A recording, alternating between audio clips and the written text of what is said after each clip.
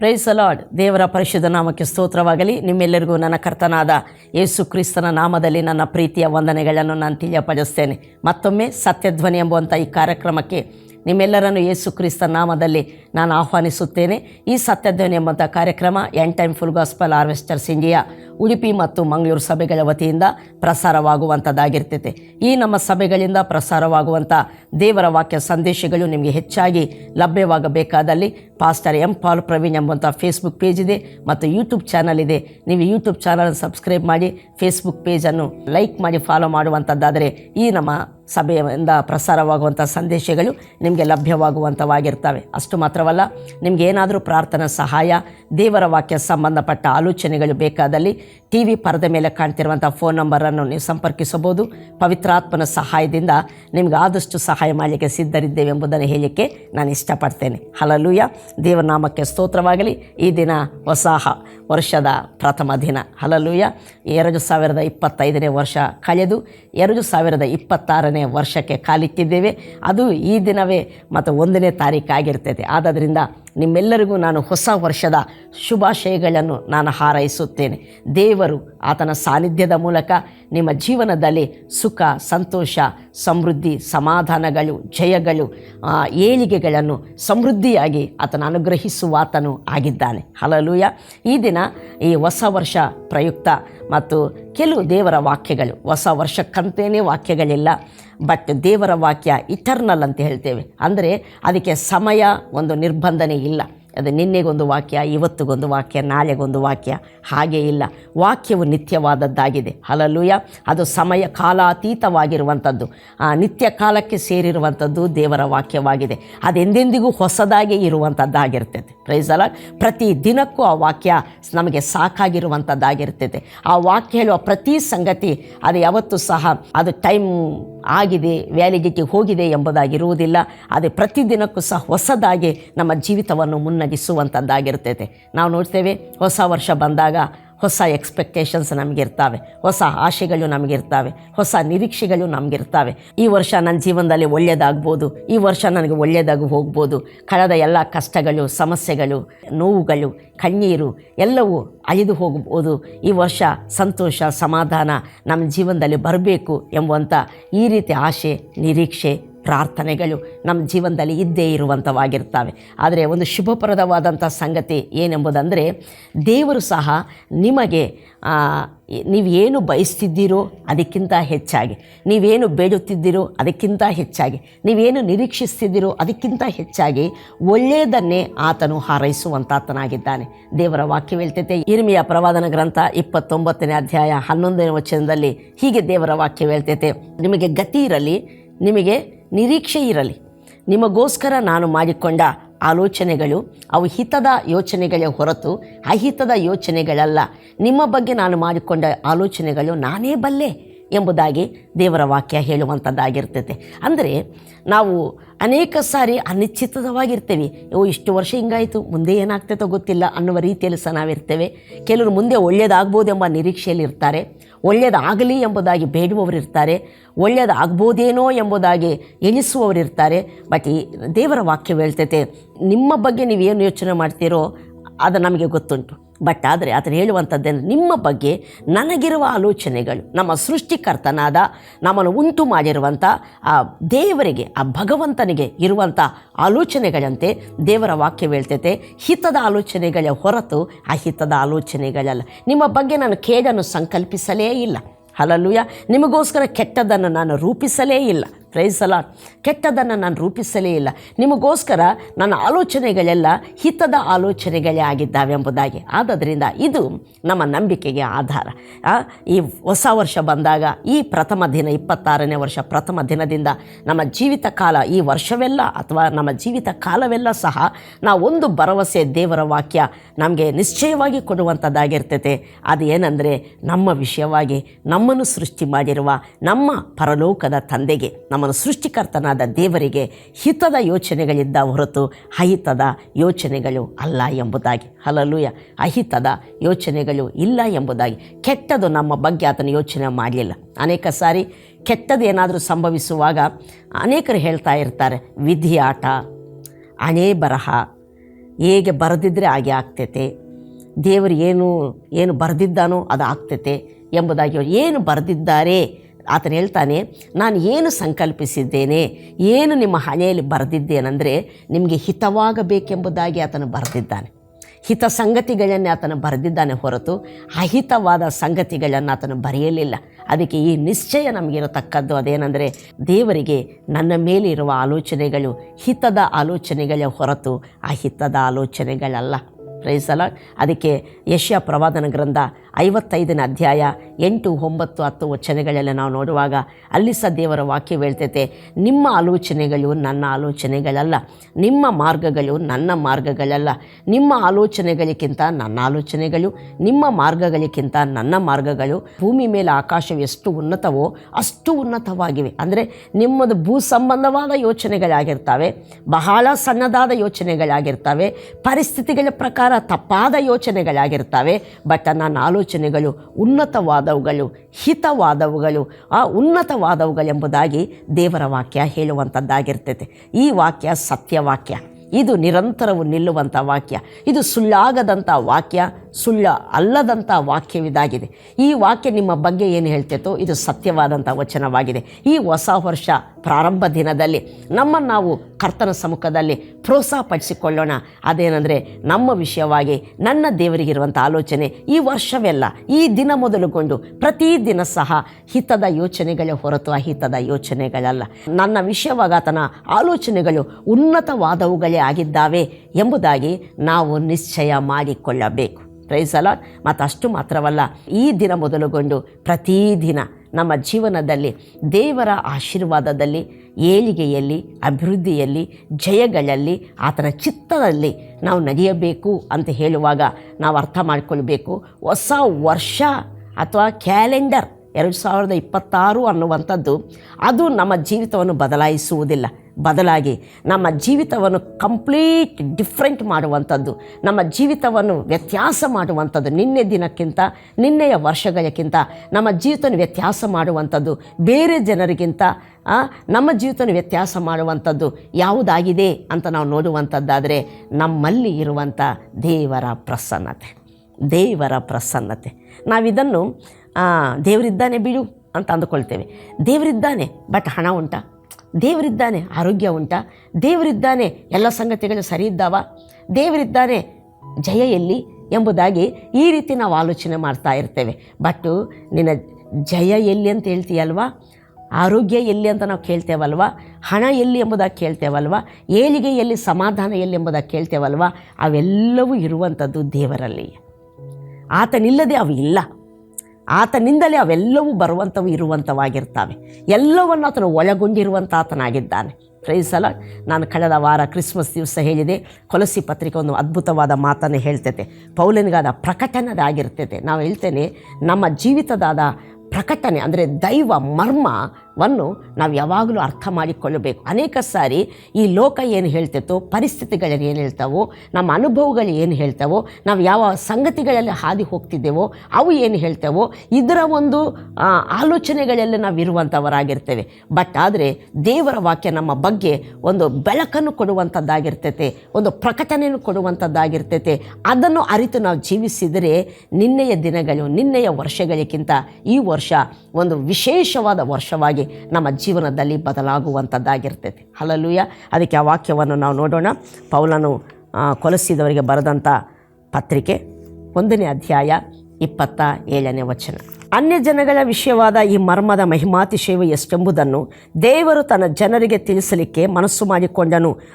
ಈ ಮರ್ಮವು ಏನೆಂದರೆ, ಕ್ರಿಸ್ತನು ನಿಮ್ಮಲ್ಲಿ ಇದ್ದು ಪ್ರಭಾವದ ನಿರೀಕ್ಷೆಗೆ ಆಧಾರಭೂತನಾಗಿರುವುದೇ. ಕ್ರಿಸ್ತನು ನಿಮ್ಮಲ್ಲಿ ಇದ್ದು, ಕ್ರಿಸ್ತನು ನಿಮ್ಮಲ್ಲಿ ಇದ್ದು, ದೇವರು ಕ್ರಿಸ್ತನಂತ ಹೇಳುವಾಗ ದೇವರು ನಿಮ್ಮಲ್ಲಿ ಇದ್ದು, ದೈವತ್ವದ ಪರಿಪೂರ್ಣತೆ ನಿಮ್ಮಲ್ಲಿ ಇದ್ದು, ಹಲ್ಲೆಲೂಯಾ, ದೇವರ ಸಂಪೂರ್ಣತೆ ನಿಮ್ಮಲ್ಲಿ ಇದ್ದು ಎಂಬುದಾಗಿ. ಪವಿತ್ರಾತ್ಮನು ನಮ್ಮಲ್ಲಿದ್ದಾನೆ. ಪವಿತ್ರಾತ್ಮನ ಮೂಲಕ ತಂದೆ ದೇವರು, ಕ್ರಿಸ್ತನು, ಅವರ ಪ್ರಸನ್ನತೆ ನಮ್ಮಲ್ಲಿ ಇರುವಂಥದ್ದಾಗಿರ್ತದೆ. ದೈವತ್ವದ ಪರಿಪೂರ್ಣತೆ ನಮ್ಮಲ್ಲಿ ವಾಸ ಮಾಡ್ತೈತೆ ಎಂಬುದಾಗಿ ಸತ್ಯವೇದ ಹೇಳ್ತೈತೆ.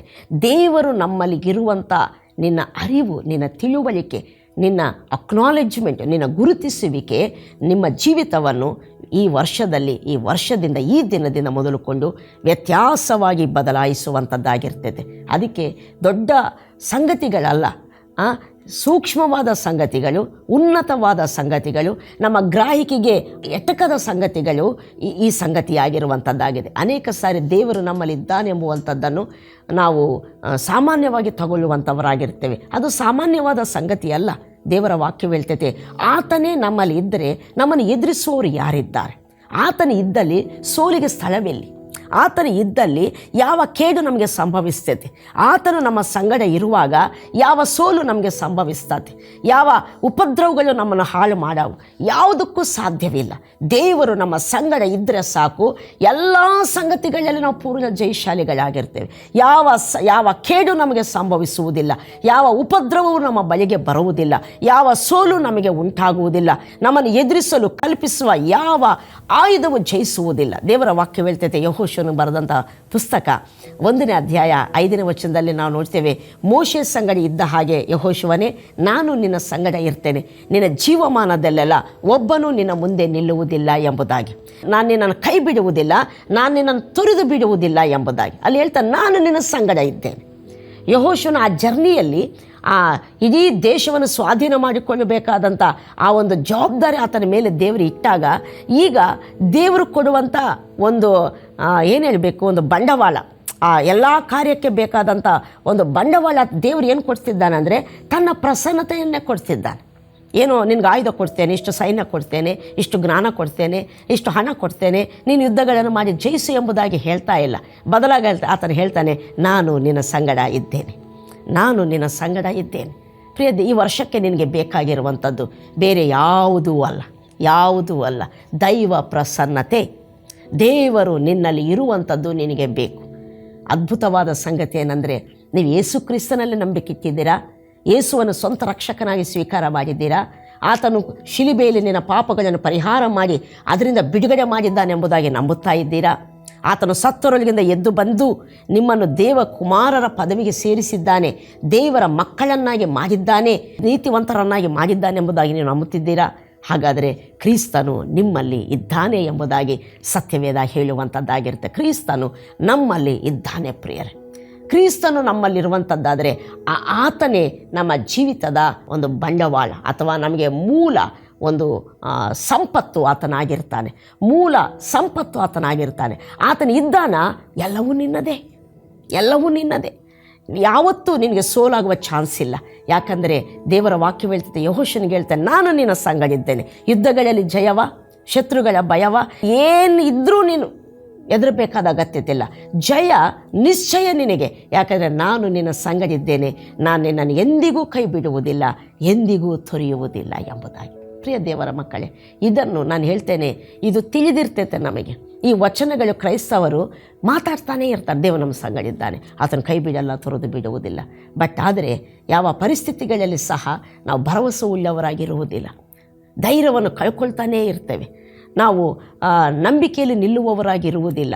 ನಾವು ವ್ಯಥೆ ಪಡ್ತಾನೆ ಇರ್ತೇವೆ, ಭಯ ಪಡ್ತಾನೇ ಇರ್ತೇವೆ, ಎದುರ್ತಾನೆ ಇರ್ತೇವೆ. ಲೋಕದವರ ಥರ ಅಂದರೆ ದೈವಜ್ಞಾನ ಇಲ್ಲದವರ ಥರ ನಾವು ದಿಗುಲು ಪಡ್ತಾನೇ ಇರ್ತೇವೆ. ಬಟ್ ಆದರೆ ಅರ್ಥ ಮಾಡ್ಕೊಳ್ಬೇಕು, ಜಯ ಎಲ್ಲಿ ಅಡಗಿಕೊಂಡಿದೆ, ಹೇಗೆ ನಮಗೆ ಸಿಗ್ತೈತೆ ಅಂದರೆ, ಯಾವಾಗಾದರೆ ನಿನ್ನಲ್ಲಿರುವ ದೈವ ಪ್ರಸನ್ನತೆಯನ್ನು ನೀನು ನಂಬುತ್ತೀಯೋ, ನೀನು ಗುರುತಿಸ್ತೀಯೋ, ನಿನ್ನ ಒಳಗೇ ಇರುವಂಥ, ನಿನ್ನಲ್ಲೇ ಇರುವಂಥ ಕ್ರಿಸ್ತನ ಸಂಗಡ, ಪವಿತ್ರಾತ್ಮನ ಸಂಗಡ ನೀನು ಅನ್ಯೋನ್ಯತೆ ಮಾಡ್ತಾ ಬರ್ತೀಯೋ, ಸ್ವಾಮಿ ನನ್ನಲ್ಲಿರುವ ಪವಿತ್ರಾತ್ಮನೇ ಸ್ತೋತ್ರ, ನನ್ನಲ್ಲಿರುವ ನನ್ನ ಕರ್ತನಾದ ಯೇಸುವೇ ಸ್ತೋತ್ರ, ನನ್ನಲ್ಲಿರುವ ನನ್ನ ತಂದೆ ದೇವರೇ ಸ್ತೋತ್ರ. ಸ್ವಾಮಿ ನಿನ್ನ ಪ್ರಸನ್ನತೆಗಾಗಿ ಸ್ತೋತ್ರ, ನಿನ್ನ ಮಹಿಮೆಗಾಗಿ ಸ್ತೋತ್ರ, ನಿನ್ನ ಕೃಪೆಗಳಿಗಾಗಿ ಸ್ತೋತ್ರ, ನಿನ್ನ ಸಹಾಯಕ್ಕಾಗಿ ಸ್ತೋತ್ರ. Price the lord. ಸ್ವಾಮಿ ನೀನು ನನ್ನ ಸಂಗಡಿರುವುದಕ್ಕಾಗಿ ಸ್ತೋತ್ರ, ನೀನು ನನಗೆ ಕೊಡುವ ಜಯಗಳಿಗಾಗಿ ಸ್ತೋತ್ರ, ನೀನು ನನಗೆ ಕೊಡುವ ಬಲಕ್ಕಾಗಿ ಸ್ತೋತ್ರ, ನೀನು ನನಗೆ ಕೊಡುವ ಎಲ್ಲ ಮೇಲುಗಳಿಗಾಗಿ ಸ್ತೋತ್ರ ಎಂಬುದಾಗಿ ಆತನ ಪ್ರಸನ್ನತೆಯನ್ನು ನಂಬುತ್ತಾ, ಆತನ ಹತ್ರ ಕಮ್ಯುನಿಕೇಟ್ ಮಾಡ್ತಾ, ಆತನನ್ನು ಸಂಪರ್ಕಿಸ್ತಾ, ಸ್ತೋತ್ರದ ಮೂಲಕ ಸಂಪರ್ಕಿಸ್ತಾ, ಕಮನ ಹಲಲೂಯ, ಆತನನ್ನು ಸ್ತೋತ್ರದ ಮೂಲಕ ಸಂಪರ್ಕಿಸ್ತಾ ನೀನು ಬರ್ತೀಯೋ, ಖಂಡಿತವಾಗಿ ಈ ದಿನ ಮೊದಲುಗೊಂಡು ಈ ವರ್ಷವೆಲ್ಲ, ಪ್ರತಿ ವರ್ಷವೆಲ್ಲ, ನಿನ್ನ ಜೀವ ಕಾಲವೆಲ್ಲ ನಿನ್ನ ಮುಂದೆ ಒಬ್ಬರು ನಿಲ್ಲುವುದಿಲ್ಲ, ಅಥವಾ ಯಾವ ಸಂಗತಿ ನಿನ್ನನ್ನು ಜಯಿಸುವುದಿಲ್ಲ, ಯಾವುದಕ್ಕೂ ನೀನು ಒಳಗಾಗುವುದಿಲ್ಲ, ಯಾವುದು ನಿನ್ನನ್ನು ಬಾಧಿಸುವುದಿಲ್ಲ, ಯಾವುದು ನಿನ್ನನ್ನು ಸೋಲಿಸುವುದಿಲ್ಲ.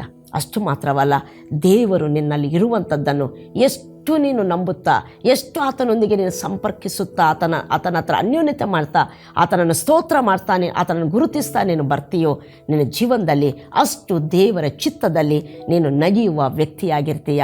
ನೀನು ಆಶೀರ್ವಾದದಲ್ಲಿ ನಗಿಯುವುದು ಮಾತ್ರವಲ್ಲ, ಅನೇಕರಿಗೆ ಆಶೀರ್ವಾದ ನಿಧಿ ನೀನಾಗುವಂಥ ವ್ಯಕ್ತಿಯಾಗಿರ್ತೀಯ. ನಿನ್ನಲ್ಲಿ ಇರುವ ದೈವ ಪ್ರಸನ್ನತೆಯನ್ನು, ದೇವರನ್ನು ನೀನು ಎಷ್ಟು ಕಮ್ಯುನಿಕೇಟ್ ಮಾಡ್ತೀಯೋ, ಎಷ್ಟು ಆತನ ಹತ್ರ ನೀನು ಅನ್ಯೋನ್ಯತೆ ಮಾಡ್ತಾ ಬರ್ತೀಯೋ, ಅಷ್ಟಾಗಿ ದೇವರ ಜೀವವನ್ನು ನಿಮ್ಮ ಅನುಭವಗಳಲ್ಲಿ ನೀವು ಕಾಣುವಂಥವರು ನೀವಾಗಿರ್ತೀರ.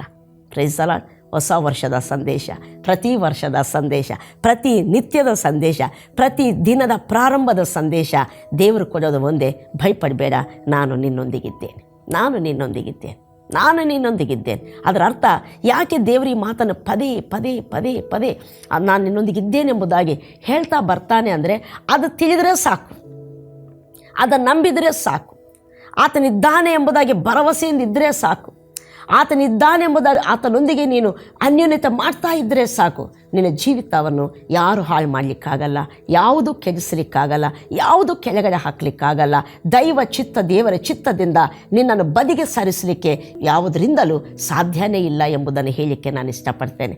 ಆದ್ದರಿಂದ ಈ ಹೊಸ ವರ್ಷದಲ್ಲಿ ಮೊದಲು ನಾವು ತಿಳ್ಕೊಳ್ಬೇಕು, ನಮ್ಮ ವಿಷಯವಾದ ದೇವರ ಆಲೋಚನೆಗಳು ಹಿತದ ಯೋಚನೆಗಳು. ನಮ್ಮ ಹಣೆಯಲ್ಲಿ ಬರೆದಿದ್ದಾನಂತ ನಂಬೋದಾದರೆ, ಹಣೆಯಲ್ಲಿ ಬರೆದಿರುವಂಥದ್ದು ಹಿತವನ್ನೇ ಬರೆದಿರುವಂಥ ಆತನಾಗಿದ್ದಾನೆ. ಹಲ್ಲೆಲೂಯಾ.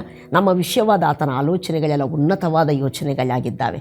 ಅಷ್ಟು ಮಾತ್ರವಲ್ಲ, ನಮ್ಮ ಈ ವರ್ಷವೆಲ್ಲ ನಮ್ಮ ಜೀವನದಲ್ಲಿ ನಾವು ದೇವರ ಮಹಿಮೆಗಳನ್ನು ಕಾಣುತ್ತಾ ನಾವು ಆಶೀರ್ವಾದ ನಿಧಿಗಳಾಗಿ ನಾವು ಜೀವಿಸಬೇಕಂದರೆ ನಾವು ಅರ್ಥ ಮಾಡಿಕೊಳ್ಬೇಕು, ನಮ್ಮಲ್ಲಿರುವಂಥ ಕ್ರಿಸ್ತನನ್ನು ನಂಬಿರುವವರಾದ ನಮ್ಮಲ್ಲಿ ದೇವರು ಇದ್ದಾನೆ ಎಂಬುದಾಗಿ ನಾವು ನಂಬಬೇಕು. ಯಾಕಂದರೆ ಆತನ ಪ್ರಸನ್ನತೆ ಮಾತ್ರ ನಮ್ಮ ಪ್ರತಿ ದಿನವನ್ನು, ಪ್ರತಿ ವರ್ಷವನ್ನು, ಪ್ರತಿ ಕಾಲವನ್ನು ನಮ್ಮ ಜೀವನದಲ್ಲಿ ಜಯಪ್ರದವಾಗಿ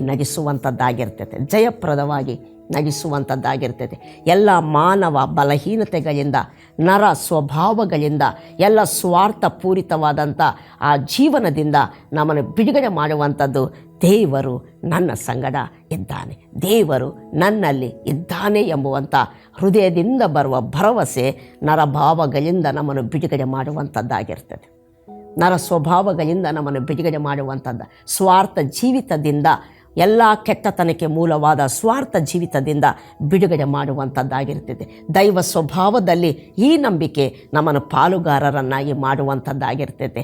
ದೇವರ ಮಾರ್ಗಗಳಲ್ಲಿ ನಾವು ನಗಿಯುವಂತೆ ಈ ನಂಬಿಕೆ ನಮ್ಮನ್ನು ನಗಿಸುವಂಥದ್ದಾಗಿರ್ತದೆ. ದೇವರ ಚಿತ್ತದಲ್ಲಿ ಪಾಲುಗಾರರಾಗುವಂತೆ ನಮ್ಮನ್ನು ಸಿದ್ಧಪಡಿಸುವಂಥದ್ದಾಗಿರ್ತದೆ. ದೇವರು ನನ್ನಲ್ಲಿ ಇದ್ದಾನೆ ಎಂಬ ಪೂರ್ಣ ಭರವಸೆ. ಹಲ್ಲೆಲೂಯಾ.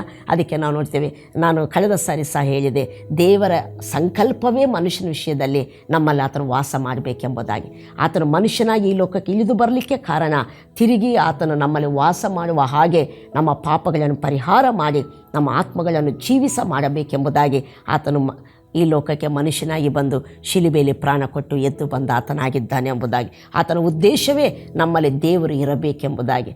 ಈಗ ಕ್ರಿಸ್ತನ ಶಿಲುಬೆಯ ಮರಣ ಪುನರುತ್ಥಾನಗಳ ಮೂಲಕ ನಮ್ಮ ಪಾಪಗಳು ಪರಿಹಾರವಾಗಿದ್ದಾವೆ. ಆತನನ್ನು ಸ್ವೀಕರಿಸುವ ಪ್ರತಿಯೊಬ್ಬರಲ್ಲಿ ದೇವರು ತನ್ನ ಆತ್ಮನ ಮೂಲಕ ಆತನು ನಮ್ಮ ಒಳಗಡೆ ತನ್ನ ಜೀವವನ್ನು ಕೊಟ್ಟು ನಮ್ಮನ್ನು ಬದುಕಿಸಿ ನಮ್ಮಲ್ಲಿ ಪ್ರವೇಶಿಸುವಂಥ ಆತನಾಗಿದ್ದಾನೆ. ನಂಬಿರುವಂಥವರಾದ ಕ್ರಿಸ್ತನನ್ನು ನಂಬಿರುವಂಥ ನಮ್ಮಲ್ಲಿ ಕ್ರಿಸ್ತನು ವಾಸವಾಗಿದ್ದಾನೆ. ನಂಬದವರಿಗೆ ಯೇಸುವನ್ನು ತಿಳಿಯದ, ನಾನು ಸಹ 30-35 ವರ್ಷಗಳ ಹಿಂದೆ ಯೇಸುವನ್ನು ತಿಳಿಯದ ವ್ಯಕ್ತಿಯಾಗಿದ್ದೆ, ಯೇಸುವನ್ನು ಅರಿಯದ ವ್ಯಕ್ತಿ ನಾನಾಗಿದ್ದೆ. ಆದ್ದರಿಂದ ನಾನು ಹೇಳ್ತೇನೆ, ಯೇಸುವನ್ನು ನಂಬದವರಿಗೆ, ತಿಳಿಯದವರಿಗೆ ಎಂಬುದಾಗಿ. ತಿಳಿಯದವರಿಗೆ, ನಂಬದವರಿಗೆ ನಾನು ಹೇಳುವಂಥದ್ದೇನೆಂದರೆ, ನೀವು ಯೇಸುವನ್ನು ನಂಬುವಂಥದ್ದಾದರೆ, ಯೇಸುವನ್ನು ನೀವು ಸ್ವೀಕರಿಸುವಂಥದ್ದಾದರೆ, ಆತನ ನಾಮವನ್ನು ಉಚ್ಚರಿಸುವಂಥದ್ದಾದರೆ ದೇವರು ನಿಮ್ಮ ಒಳಗಡೆ ವಾಸ ಮಾಡುವಂಥ ಆತನಾಗಿರ್ತಾನೆ. ದೈವ ಸಾನ್ನಿಧ್ಯ ನಿಮ್ಮಲ್ಲಿ ಬರುವಂಥದ್ದಾಗಿರ್ತದೆ. ದೇವರ ಅನ್ಯೋನ್ಯತೆಗೆ ನೀವು ಸೇರುವಂಥವರು ನೀವಾಗಿರ್ತೀರ. ನೀವು ಯಾವಾಗಾದರೆ ಯೇಸುವನ್ನು ನಂಬಿದವರಾಗಿ ಆತನ ಅನ್ಯೋನ್ಯತೆಯನ್ನು ನೀವು ನಂಬುತ್ತಾ, ಆತನು ನಿಮ್ಮಲ್ಲಿ ಇರುವಂಥದ್ದನ್ನು ನೀವು ನಂಬುತ್ತಾ, ಆತನೊಂದಿಗೆ ನೀವು ಸಂಪರ್ಕ ಮಾಡ್ತಾ, ಅಂದರೆ ಕಮ್ಯುನಿಕೇಟ್ ಮಾಡ್ತಾ, ಅನ್ಯೋನ್ಯತೆ ಮಾಡ್ತಾ ನೀವು ಬರುವಂಥದ್ದಾದರೆ ನಿಮ್ಮ ಜೀವಿತ ಪ್ರಭಾವದಿಂದ ಅಧಿಕ ಪ್ರಭಾವಕ್ಕೆ, ಮಹಿಮೆಯಿಂದ ಅಧಿಕ ಮಹಿಮೆಗೆ ನಗಿಸಲ್ಪಡುವಂಥದ್ದು ಆಗಿರ್ತೈತೆ. ಹಲ್ಲೆಲೂಯಾ. ಆದ್ದರಿಂದ ದೇವರು ನಮ್ಮ ಸಂಗಡ ಇದ್ದಾನೆ. ದೈವ ಸಾನ್ನಿಧ್ಯ ಈ ಹೊಸ ವರ್ಷದಲ್ಲಿ ನಾನು ನಿಮಗೆ ಕೊಡುವಂಥ ಒಂದು ಶುಭವಚನ, ದೇವರು ನಿಮ್ಮ ಸಂಗಡಿದ್ದಾನೆಂಬುದಾಗಿ ಒಂದು ಸಲಹೆ ಏನಂದರೆ, ಆತ ನಿಮ್ಮಲ್ಲಿ ಇರುವಂಥದ್ದನ್ನು ನಂಬುತ್ತಾ ಬನ್ನಿ. ಏನೇ ಪರಿಸ್ಥಿತಿ ಬರಲಿ, ಯಾವ ಪರಿಸ್ಥಿತಿ ನಿನ್ನನ್ನು ಬಾಧಿಸ್ತೈತ, ಯಾವ ದಿನ ನಿನಗೆ ಕೆಟ್ಟದಾಗಿ ಕಾಣ್ತೈತ, ಆ ಸಂದರ್ಭದಲ್ಲಿ ನಿನ್ನಲ್ಲಿರುವ ದೇವರನ್ನು ನೀನು ಕಮ್ಯುನಿಕೇಟ್ ಮಾಡು. ಆತನ ಮೇಲೆ ನಿನ್ನ ನಂಬಿಕೆಯನ್ನು ಪ್ರಕಟಿಸು. ಸ್ವಾಮಿ, ನೀನಿರುವುದಕ್ಕಾಗಿ ಸ್ತೋತ್ರ, ನೀನು ಇದನ್ನು ನೋಡಿಕೊಳ್ಳುವುದಕ್ಕಾಗಿ ಸ್ತೋತ್ರ, ಈ ಪರಿಸ್ಥಿತಿಯಲ್ಲಿ ನನ್ನ ನಡೆಸುವುದಕ್ಕಾಗಿ ಸ್ತೋತ್ರ, ನನಗೆ ಈ ಸಂಗತಿಗಳನ್ನು ಒದಗಿಸುವುದಕ್ಕಾಗಿ ಸ್ತೋತ್ರ, ನನ್ನ ಅಗತ್ಯಗಳನ್ನು ಪೂರೈಸುವುದಕ್ಕಾಗಿ ಸ್ತೋತ್ರ, ನನಗೆ ಯೆಹೋವ ರಾಫನಾಗಿ ಆರೋಗ್ಯದಾಯಕನಾಗಿ ಇರುವುದಕ್ಕಾಗಿ ಸ್ತೋತ್ರ, ಪ್ರೈಸ್ ದಿ ಲಾರ್ಡ್, ನನ್ನ ಜಯಧ್ವಜವಾಗಿ ನಿಲ್ಲುವುದಕ್ಕಾಗಿ ಸ್ತೋತ್ರ ಎಂಬುದಾಗಿ ದೇವರು ನಿನ್ನಲ್ಲಿರುವಂಥದ್ದನ್ನು ನಂಬುತ್ತಾ ಆತನಿಗೆ ಸ್ತೋತ್ರ ಮಾಡ್ತಾ ಬನ್ನಿ. ಖಂಡಿತ ನಿಮ್ಮ ಜೀವ ಕಾಲವೆಲ್ಲ, ಈ ವರ್ಷವೆಲ್ಲ ಅದ್ಭುತವಾಗಿ ನೀವು ಜಯಶಾಲಿಗಳಾಗಿ ನೀವು ಜೀವಿಸುವಂಥ ವ್ಯಕ್ತಿಗಳು ನೀವಾಗಿರ್ತೀರ. ಹಲ್ಲೆಲೂಯಾ. ಅದಕ್ಕೆ ದೇವರು ಪ್ರತಿ ಸಾರಿ ತನ್ನ ಭಕ್ತರೇ ಪ್ರತಿಯೊಬ್ಬರಿಗೆ ಆತನು ಹೇಳಿರುವಂಥದ್ದು, ನಾನು ನಿಮ್ಮ ಸಂಗಡ ಇದ್ದೇನೆ ಎಂಬುದಾಗಿ. ಒಂದು ವಚನ ನಿಮಗೋಸ್ಕರ ಓದಲಿಕ್ಕೆ ಇಷ್ಟಪಡ್ತೇನೆ. ಧರ್ಮೋಪದೇಶ ಕಾಂಡ 31ನೇ ಅಧ್ಯಾಯ 8ನೇ ವಚನ.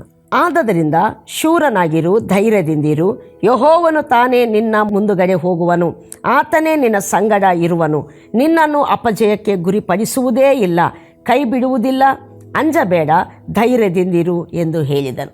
ದೇವರು ನಮ್ಮ ಸಂಗಡ ಇರುವಂಥದರ ಮಹತ್ವವೇನು? ನಾನು ಹೇಳಿದೆ, ಈ ವರ್ಷಕ್ಕೆಲ್ಲ ಆತನು ಕೊಡುವಂಥ ಆಧಾರ ಆತನೇ.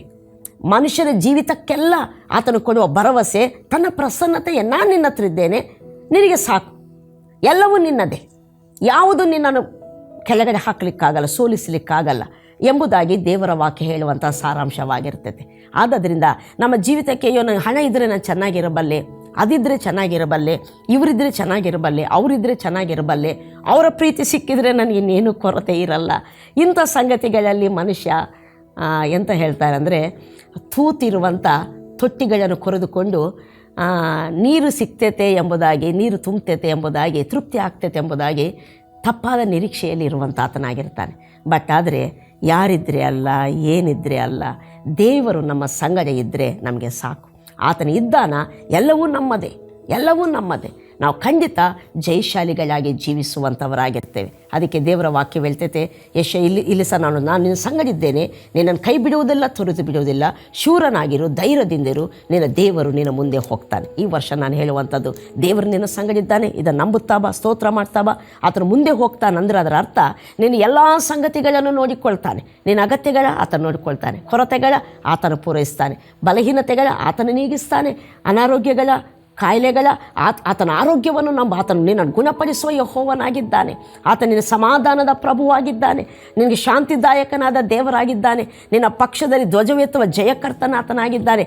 ಎಲ್ಲವನ್ನು ಆತನು ನೋಡಿಕೊಳ್ತಾನೆ, ಆತನು ನಿನ್ನಲ್ಲಿದ್ದಾನೆ, ನಿನ್ನ ಮುಂದುಗಡೆ ಹೋಗುವಂಥ ಆತನಾಗಿದ್ದಾನೆ. ಅಷ್ಟು ಮಾತ್ರ ಅಲ್ಲ, ಯೆಶಾಯ ಪ್ರವಾದನ ಗ್ರಂಥ ಒಂದು ಮಾತನ್ನು ಓದಿಕೊಳ್ಳೋಣ. ಯೆಶಾಯ ಪ್ರವಾದನ ಗ್ರಂಥ 54ನೇ ಅಧ್ಯಾಯ 17ನೇ ವಚನ ಹೀಗೆ ಹೇಳ್ತೈತೆ, ನಿನ್ನನ್ನು ಎದುರಿಸಲು ಕಲ್ಪಿಸುವ ಯಾವ ಆಯುಧವು ಜಯಿಸದು. ಯಾಕಂದರೆ ನಾನು ನಿನ್ನ ಸಂಗಡಿದ್ದೇನೆ, ನಾನು ನಿನ್ನ ಸಂಗಡಿದ್ದಾಗ ನಿನ್ನನ್ನು ಎದುರಿಸುವ ಆಯುಧ ಜಯಿಸೋದು ಹೇಗೆ? ಕಲ್ಪಿಸಲ್ಪಡಲಿಕ್ಕೆ ಸಾಧ್ಯನೇ ಇಲ್ಲ. ಕೆಲವು ಟ್ರಾನ್ಸ್ಲೇಷನ್ಸ್ ಹೇಳ್ತೇವೆ, ನಿನ್ನನ್ನು ಎದುರಿಸುವಂಥ ಆಯುಧವು ಕಲ್ಪಿಸಲ್ಪಡಲಿಲ್ಲ ಎಂಬುದಾಗಿ. ಅದರ ಅರ್ಥ, ದೇವರು ನನ್ನ ಸಂಗಡಿದ್ದಾರ, ನನಗೆ ಕೇಡಾಗ್ತೈತೇನೋ, ಯಾರೇನು ಮಾಡ್ತಾರೋ, ಅವರು ಮಾಟ ಮಂತ್ರ ಮಾಡ್ತಾರೆ, ಇವರು ಮಾಟ ಮಂತ್ರ ಮಾಡ್ತಾರೆ, ಅವ್ರು ಕೇಡು ಮಾಡ್ತಾರೆ, ಇವರು ಅನ್ಯಾಯ ಮಾಡ್ತಾರೆ, ಅವರು ಮೋಸ ಮಾಡ್ತಾರೆ, ಹಿಂಗೆ ಆಗ್ತೈತೆ ಎಂಬುದಾಗಿ ನಾವು ಭಯಪಡ್ತಾ ಇರ್ತೇವೆ. ದೇವರು ನಿನ್ನ ಸಂಗಡಿ ಇರೋದು ನೀನು ನಂಬುತ್ತಾ ಬಾ, ಹೇಳ್ತಾ ಬಾ, ಸ್ವಾಮಿ ನೀನು ನನ್ನ ಸಂಗಡಿದ್ದಿ, ನನ್ನನ್ನು ಎದುರಿಸಲು ಕಲ್ಪಿಸುವ ಯಾವ ಆಯುಧವು ಜಯಿಸೋದು. ಈವೆನ್ ನನ್ನನ್ನು ಎದುರಿಸುವಂಥ ಆಯುಧವೇ ಲೋಕದಲ್ಲಿ ಇಲ್ಲ. ಯಾವ ಮಾಟಮಂತ್ರವು ನನ್ನನ್ನು ಹಾಳು ಮಾಡಲಾರದು, ಯಾವ ಮನುಷ್ಯರ ಕುಯುಕ್ತಿಗಳು, ಕುತಂತ್ರಗಳು, ಮೋಸಗಳು, ಅನ್ಯಾಯಗಳು ಯಾವುದು ಸ್ವಾಮಿ ನನ್ನನ್ನು ಹಾಳು ಮಾಡಲಾರದು. ಯಾಕಂದರೆ ನೀನು ನನ್ನ ಸಂಗಡ ಇದ್ದಿ. Praise the Lord. ದೇವರು ನಮ್ಮ ಕೂಡ ಇದ್ದಾನಷ್ಟೇ. ಕ್ರಿಸ್ತನು ನಿಮ್ಮಲ್ಲಿ ಇದ್ದು ಪ್ರಭಾವದ ನಿರೀಕ್ಷೆಗೆ ಆಧಾರಭೂತನಾಗಿದ್ದಾನೆ. ಕ್ರಿಸ್ತನು ನಂಬಿಕೆಯ ಮೂಲಕ ನಿಮ್ಮಲ್ಲಿ ವಾಸ ಮಾಡುವ ಆತನಾಗಿದ್ದಾನೆ. ಪವಿತ್ರಾತ್ಮನಿಗೆ ನೀವು ಆಲಯವಾಗಿದ್ದೀರಿ ಎಂಬುದಾಗಿ. ಅದಕ್ಕೆ ಪ್ರತಿನಿತ್ಯ ನಾನು ಹೇಳುವಂಥ ಸಿಂಪಲ್ ಮೆಸೇಜ್, ಆದರೆ ಪವರ್ಫುಲ್ ಏನಂದರೆ, ದೇವರು ನಿನ್ನ ಹತ್ರ ಇರುವಂಥದ್ದು ಪ್ರತಿನಿತ್ಯ ಜ್ಞಾಪಕ ಮಾಡು, ಪ್ರತಿನಿತ್ಯ ಗುರುತಿಸು, ಪ್ರತಿನಿತ್ಯ ಸ್ತೋತ್ರ ಮಾಡು, ಪ್ರತಿನಿತ್ಯ ಆತನ ಹತ್ರ ಕಮ್ಯುನಿಕೇಟ್ ಮಾಡು. ಅಂದರೆ ಆತನ ಹತ್ರ ಮಾತಾಡು, ಆತನಿಗೆ ಹಂಚಿಕೊ, ಆತನಲ್ಲಿ ನಿನ್ನ ಭರವಸೆಯನ್ನು ಮಾತಾಡು, ಆತನನ್ನು ಮಹಿಮೆ ಪಡಿಸು, ಆತನನ್ನು ಘನಪಡಿಸು. ಲೋಕದಲ್ಲಿರುವವನಿಗಿಂತ ನೀನು ದೊಡ್ಡವನಯ್ಯ, ಈ ಸಮಸ್ಯೆಗಳಿಗಿಂತ ನೀನು ದೊಡ್ಡವನಯ್ಯ, ಈ ಪರಿಸ್ಥಿತಿಗಳಿಗಿಂತ ನೀನು ದೊಡ್ಡವನಯ್ಯ. ಅಯ್ಯೋ ಸಾಲ ರೋಗ ಅಂತೇಳಿ ಅದನ್ನು ಮಹಿಮೆ ಪಡಿಸಬೇಡ. ನಿನ್ನಲ್ಲಿರುವ ಆತನನ್ನು ನೀನು ಘನಪಡಿಸು, ಆತನು ಲೋಕದಲ್ಲಿರುವವನಿಗಿಂತ ನಿಮ್ಮಲ್ಲಿರುವ ಆತನು ಹೆಚ್ಚಿನವನು. ಅದಕ್ಕೆ ನೀವು ಲೋಕವನ್ನು ಸುಳ್ಳು ಪ್ರವಾದಿಗಳನ್ನು ಜಯಿಸಿದ್ದೀರಿ ಎಂಬುದಾಗಿ ಸತ್ಯವೇದ ಹೇಳುವಂಥದ್ದಾಗಿರ್ತೈತೆ. ಹೀಗೆ ದೇವರ ಪ್ರಸನ್ನತೆಯನ್ನು ನಂಬುತ್ತಾ, ಗುರುತಿಸ್ತಾ, ಅನ್ಯೋನ್ಯತೆ ಮಾಡ್ತಾ, ಆತನನ್ನು ಘನಪಡಿಸ್ತಾ ಬನ್ನಿ. ವರ್ಷವೆಲ್ಲ ದೇವರ ಚಿತ್ತ ನಿಮ್ಮಲ್ಲಿ ನೆರವೇರ್ತೈತೆ. ದೇವರ ಮಹಿಮೆಗಳನ್ನು ನೀವು ಕಾಣುವಂಥವರಾಗಿರ್ತೀರ. God bless you all. Once again ನಿಮ್ಮೆಲ್ಲರಿಗೂ ಹೊಸ ವರ್ಷದ ಶುಭಾಶಯಗಳನ್ನು ನಾನು ಹಾರೈಸ್ತೇನೆ. ದೈವ ಪ್ರಸನ್ನತೆಯಲ್ಲಿ ಆನಂದಿಸಿರಿ, ನಂಬಿರಿ, ಭರವಸೆ ಉಳ್ಳವರಾಗಿರಿ. ಆತನು ನಿಮ್ಮ ಮುಂದೆ ಹೋಗ್ತಾನೆ. ಅದರ ಅರ್ಥ ನಿಮ್ಮ ಎಲ್ಲ ಕಾರ್ಯಗಳನ್ನು ನೋಡಿಕೊಳ್ಳುವಂಥ ಆತನು ಆಗಿದ್ದಾನೆ. ಪ್ರಾರ್ಥನೆ ಮಾಡಿಕೊಳ್ಳೋಣ. ಪ್ರೀತಿಯುಳ್ಳ ಪರಲೋಕದ ತಂದೆ ದೇವರೇ, ಯೇಸು ಕ್ರಿಸ್ತನ ನಾಮದಲ್ಲಿ ನಿಮಗೆ ಸ್ತುತಿ ಸ್ತೋತ್ರಗಳನ್ನು ನಾವು ಸಲ್ಲಿಸುತ್ತೇವೆ ಸ್ವಾಮಿ. ಹೊಸ ವರ್ಷಕ್ಕಾಗಿ ಸ್ತೋತ್ರ. 2026 2026ನೇ ವರ್ಷ ಪ್ರಾರಂಭವಾಗಿದೆ. ನಿನ್ನೊಂದಿಗೆ ನಾವು ಪ್ರಾರಂಭಿಸಿದ್ದೇವೆ. ನೀನು ನಮ್ಮಲ್ಲಿ ಜೀವಿಸುವಾತನು, ವಾಸಿಸುವಾತನು ಅಪ್ಪ ಕರ್ತನೆ, ಕಾರ್ಯ ಮಾಡುವಾತನಾಗಿದ್ದೆ ಸ್ವಾಮಿ. ನಾವು ನಿಶ್ಚಿಂತರ ಕರ್ತನೆ, ನಿನ್ನಲ್ಲಿ ನಾವು ವಿಶ್ರಮಿಸಿಕೊಳ್ಳುತ್ತೇವೆ, ನಿನ್ನನ್ನು ಆರಾಧಿಸ್ತೇವೆ, ನಿನ್ನನ್ನು ಘನಪಡಿಸ್ತೇವೆ, ನಿನಗೆಲ್ಲವನ್ನು ಒಪ್ಪಿಸಿಕೊಡ್ತೇವೆ. ನಿನ್ನಲ್ಲಿ ನಾವು ಕರ್ತನೆ ಅಡಗಿಕೊಳ್ತೇವೆ ಕರ್ತನೆ. ನಿನ್ನಲ್ಲಿ ಕರ್ತನೆ ನಾವು ನಿನ್ನ ಮೇಲೆ ನಾವು ಆಧಾರಗೊಂಡಿರ್ತೇವೆ ಸ್ವಾಮಿ. ಈ ರೀತಿಯಾದ ತಿಳುವಳಿಕೆಯಿಂದ ನಿನ್ನೆಲ್ಲ ಮಕ್ಕಳನ್ನು ನಡೆಸಯ್ಯ. ನಿನ್ನನ್ನು ಅರಿಯದವರಿಗೂ ನಿನ್ನ ಪ್ರಸನ್ನತೆ ಅವರು ಹೊಂದುವ ಹಾಗೆ ನಿನ್ನ ಕರ್ತನ ಅರಿವು ಅವ್ರಿಗೆ ಉಂಟಾಗಲೆಂಬುದಾಗಿ ನಾನು ಪ್ರಾರ್ಥಿಸ್ತೇನೆ. ಎಲ್ಲರೂ ದೈವ ಪ್ರಸನ್ನತೆಯನ್ನು ಹೊಂದಿಕೊಳ್ಳುವ ಹಾಗೆ ಯೇಸು ಕ್ರಿಸ್ತನ ನಂಬಿಕೆಗೆ, ಜ್ಞಾನಕ್ಕೆ ಬರಲಿ ಎಂಬುದಾಗಿ ಪ್ರಾರ್ಥಿಸ್ತಾ ಯೇಸು ನಾಮದಲ್ಲಿ ಬೇಡಿದ್ದೇನೆ ಪ್ರೀತಿಯುಳ್ಳ ಪರಲೋಕದ ತಂದೆ.